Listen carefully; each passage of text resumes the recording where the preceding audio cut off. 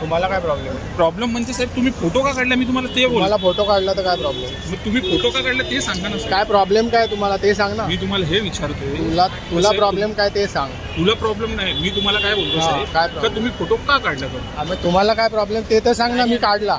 हा पण का काढला. नाही पण तुम्हाला का काय काढला problem? मी तुम्हाला ते विचारतो. तुम्हाला काय प्रॉब्लेम आहे का ते सांग ना. मग नाही तुम्ही आमच्या गाडीचा फोटो काढला म्हणून तुम्हाला अरे मी विचारतो. फोटो नाही काढला, मी व्हिडिओ काढला. हे उभे आहेत रांगेत म्हणून. हा हा तुम्हाला काय प्रॉब्लेम आहे नाही, ते मग सांग. तुम्ही आमच्या पण गाड्याचा व्हिडिओ काढला ना. हा, बरोबर आहे. तू काय तुम्हाला प्रॉब्लेम काय ते सांग ना तू. प्रॉब्लेम तुम्ही का काढला आम्ही तुम्हाला ते विचारतो. तुम्हाला काय प्रॉब्लेम असेल तर तू काढ ना.